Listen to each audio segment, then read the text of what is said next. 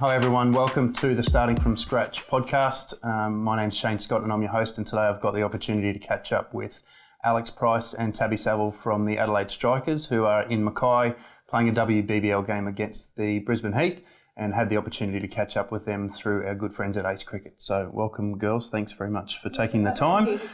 Cheers. So I guess the context behind the podcast is just to have a chat to people, and particularly athletes who have managed to reach, I guess the elite level, and find out what their story is, their journey, where they sort of came from when they started playing cricket, and keep it pretty jovial. So anyone can start, whoever wants to go first.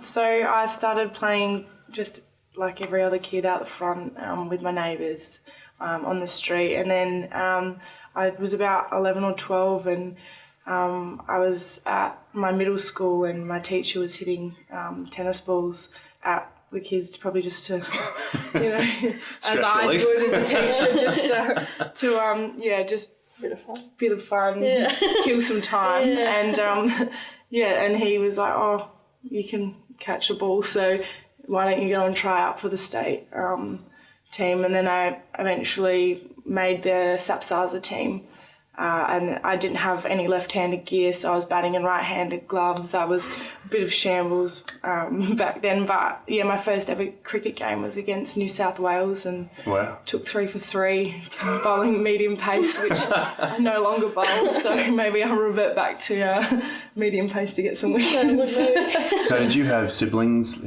at home? Maybe you got brothers and sisters that play as well? I've got 2 younger sisters, but they definitely don't play cricket. Yeah. They actually, one of them despises it, and the other will probably come and fall asleep, but at least she's trying to show support. I dragged my girls out of bed at 3 o'clock this morning and said we're going to Mackay to watch the cricket, and they weren't very happy about that. So I can probably, there's a lot of girls that do like cricket, but my sisters are not too keen on it. Yeah, right, okay. What about you? Probably not as stock standard as a normal Aussie kind of kids pathway. I was on holiday in England with my parents, and I was quite a hyperactive kid, and I'm still quite a hyperactive adult now. And I reckon one day we were in our little apartment, and I must have annoyed mum and dad so much that they've just gone, "There's a family on the lawn playing God knows what, just get out." And I just heard go play, and so before they finished I just out the door. I reckon a couple of hours later, sure enough, Dad comes out and goes, we thought we've lost you because you just haven't, and I was just playing cricket, and then he joined in, and I just I guess from there it was just a sport that I knew that I really liked to play, and I really liked hitting the ball, really took to batting. And then, so after we got back from that summer in England, we followed the Aussie summer, and Dad signed me up. But being growing up in Alice Springs, I only had boys cricket. So I played boys cricket up until I finished high school, where I came down here, and I just started playing women's cricket, and that's all. Obviously, I was in the pathways and stuff during juniors. More fly in, fly out. Yeah, I would fly in for a week, go off and play nationals, and then go back home. Yeah, go back to school. I'd have to captain it. Yeah, and wouldn't know what I got myself into. Because I remember this one day on the field, you're like, "So what do you do?" Yeah, and because I had no idea who she was.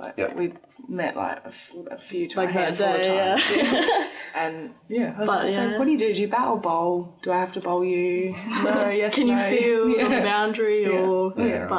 So I guess, is that a common thing for girls in cricket, that they grow up? I'm assuming that a lot of girls grow up playing against boys predominantly, and then the first opportunity they get to sort of play all girls cricket is at a representative level, because there's not, I don't know, well, that seems to be the way in Queensland. Is it similar in South Australia? I think cricket has a lot more pathways for girls. For the strikers, there's the Strikers League, and they started with about 25 girls, and now we've got 1,000 girls signing up at the start of the year. So I think there are more pathways, which we both definitely didn't have, and you've got your Milo cricket and the clinics that go out to schools and stuff. So it is growing. But I think still a few girls you would think are still probably playing in boys' teams and stuff like that. So but it's going in the right direction, I think, anyway. Did you play any other sports, like in the off season? So do you play a winter sport? I used to play footy. Yep. I played for the Melbourne Demons in the first year of the women's AFL. Nice. So yeah, I really enjoyed footy growing up. Footy was probably my number one. I loved football from as soon as before I could stand, I was kicking balls on the floor, and I was I think I was always going to play football because of my family, but they really we're massive Port supporters. Yeah, that was going to be the next logical question. Yeah. So we're massive. I am. You don't want to be watching a football game with me because I am just terrible. I'm really, really full on supporter. So but yeah, I was probably football. Yeah, I lived in a small town, so it was just a common theme for the kids to just play anything and everything. So I just played netball, tennis, did swimming for a bit, athletics. I did it all and loved it. Cool. But yeah, just took to cricket, I guess. So with the training regime you have at the moment for cricket, do you guys do much cross training at all, like into other sports? We just do cross training, a lot of CrossFit sort of stuff, but we don't we do we'll row, we'll box and that kind of stuff, which is pretty stock standard for most athletes because it's off feet kind of stuff. But then we went to the Adelaide Crows, which luckily I was injured and couldn't go because that would have been a really tough day for me. I would have been sick physically as well because the session looked terrible. It was good. But it was cool. Apparently, it was really cool to go to another facility, train with different people, and the men. Yeah, we paired up with the boys, and so we did a cool. cross training session together, and it was. That was Redbacks, wasn't it? Yeah, it was so good. So we do stuff like that, but yeah. I saw that, I think it was on YouTube a couple of days ago, where they did the catch challenge, where you got teamed up with Weatherald. And she played the easy little lolly ones that go straight to him. I got stitched up. Jake was just pinging him at you. And I take one and another one's starting to come. I was like, oh. No chance. He was trying to win really bad, so I can understand it, but didn't help me out at all. So in terms of... Shame. In terms of the discipline around the sport now that you're at this level, you've got media managers, is this strength and conditioning coaches, nutritionists and all that sort of stuff. So how closely do you have to work with them? I think we probably talk to them all the time. We speak to them all the time. Nearly every day, I reckon. Especially every day in cricket season, off season, it might be as much as we need to or as much as we can or however much they think that we should be in contact. Yeah, it differs from people to people. I think the more prone you are to injury, or the more the more time you spend at the oval and stuff, you obviously come into contact with them. So yeah, it just depends. Yeah, I don't know nothing else. So outside of cricket, do you guys have full-time jobs, or is cricket your full-time? Does it pay well enough that you can have it as a full-time job, or you're studying, or what's the story sort of outside of cricket for you guys? Yeah, well, I study, and so cricket is a really good thing to have as well as uni. I feel I'm quite fortunate, especially as a 20-year-old, to do what I do and earn the money that I do. Yeah. I study a double degree in social sciences and psychology. I just started that degree this semester. So you can transition really well from playing to support stuff as soon as your playing career is finished. Yeah, possibly. My cricketers are quite kooky, so I don't know if I want to be around them my whole life. But Alex will hook you up at Port. You'll be fine. Yeah, look. Wouldn't mind that. But I'm quite different to Alex actually in that regard. Yeah, I study and I also work. So I'm a teacher. Yep. I work currently I'm in an Indigenous school. Yep. But my primary focus is special education. So I'll probably have a class of 8 students, and I love it. It's really good fun. You learn a lot, meet a whole lot of different people, and it's awesome. And now the culture side of it as well is really opening my eyes. And I'm just learning a whole lot because it's my first year out. Yeah. Well, last year was my first year out, and have another contract with that school this year. And so I work probably 3 days there, and then training in the evening, And then on the Thursday we do full days training, and like that's the same. And we don't stop playing cricket on weekends. Yeah. So basically full day Friday too. Full day Friday. Yeah. So optional doesn't actually always mean optional. But yeah, and then I'm doing my masters in special education as well. So I'm pretty busy. But I like to have things to do and keep my mind ticking over. Otherwise, I'd go crazy. Absolutely. And so, have they managed to get the kids that you teach down to the game, one of the games yet to watch you play? Well, no, but I took them down to Adelaide Oval in the last couple of weeks of school so that they could have a run around, and they went and had a look at the Shield game that was playing on the Oval, and we just hit some balls and they schooled me. So no, it was good fun, and they're a good group.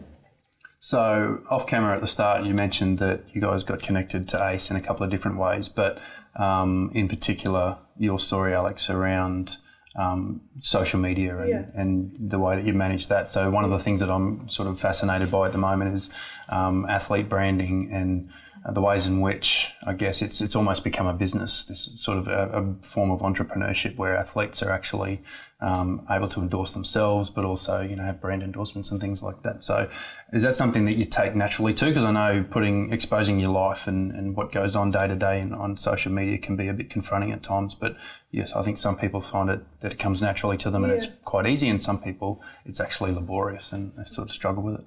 Yeah, I wouldn't say I do it too much because I'm not the most high-profile person in the Strikers or in the BBL, but I think social media is such a powerful tool if used right. It can expose personality. It can really help younger girls who want to play cricket. It can expose brands like ACE, which is a smaller brand starting. It's relatively new, but has so much to offer. So I think. Social media can be such a big platform for brands, and that I think athletes have a really important role to play for brands, but also to be role models as well. If used right, it can be really powerful. Yeah, agree. Yeah. So I love your Instagram handle. Is that Tabby for Prime? Tabby for So is that a genuine desire to one day get into politics, or you? Nah, I think.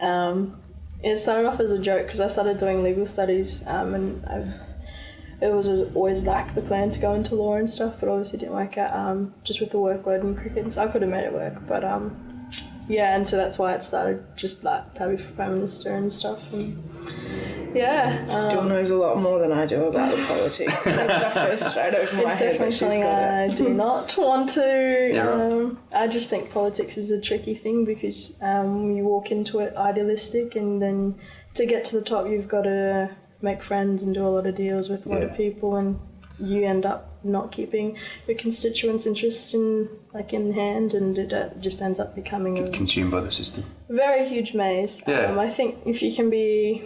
That's why independents are quite interesting, because sometimes when they actually get there, then they either become... I don't even know what half the words she's just said. I just feel like sometimes with independent, PMs and stuff, they can be quite self-serving, i.e. Clive Palmer. But I guess in Australia we don't really have politics. We're free as much as any other country. We're not at war. We're all equal, and we don't have our liberties impinged on, so it's pretty good place to grow up. I can't stop it. So what comes next? I guess have you guys? I mean, you're only 20. You guys thought about what comes after cricket, or are you just enjoying, what's going on for the moment? I've pretty much made sure that I have something in cricket and after cricket. So my journey seems pretty simple from here. So playing cricket as much as I can and teaching on the days that I'm not doing cricket. Yeah. So, I think my journey's pretty simple. It's pretty clear and mapped out. Pretty clear and mapped out for me. I'm just here for the ride. Yeah, cool. Day by day. Yeah. No idea. That's really interesting. Pretty much. Sort of contrast. I guess I have some sort of a plan, but that's pretty much how I roll too. Yeah, I'm just I'm enjoying it and whatever life throws at me. Yeah, I'm sort of. I get a former boss of mine said that I sort of suffer from shiny ball syndrome because I see all these bright lights and shiny balls, and I'm like, yeah, cool, it's great. And my wife's really structured and planned, and she, I just annoy the piss out of her. So it's an interesting dynamic at home sometimes. All right, cool. So in Mackay for the game tonight. Have you guys played the Heat yet this season? So it was our first game. It was probably the best game that we've played this year. So hopefully we can put on the same performance and get another win, because we can't really lose from here. So we've got to win 5 from 5. So it's a pretty simple equation for us. But I think we match up pretty well against the Heat. So and I think we have underperformed this year. So hopefully we can put a really good performance on the board and get us kick-started into the remaining final. Have a good run at it type thing, Yeah, sort of create some momentum leading in. So who, I guess, key player that you guys would typically target in the Heat team would be Beth, or... Yeah, you would say Beth Mooney. Grace Harris. And Grace Harris. Yeah, she's been scoring some runs in grade level. She's like 400 or 500 this season. So she's some good neck. in some really good form. But I think we have the bowlers to match it. Yep. Megan Shute has had her number quite a few times, and hopefully she can just roll her arm over and get her early. So, but I think anything can happen, and cricket's a funny game too. So.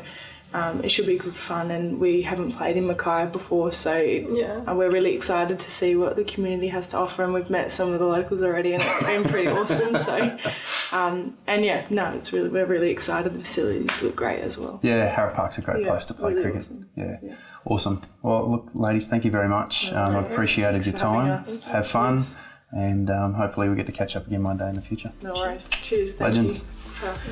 Cheers. Thanks, mate. Cheers. Thank you.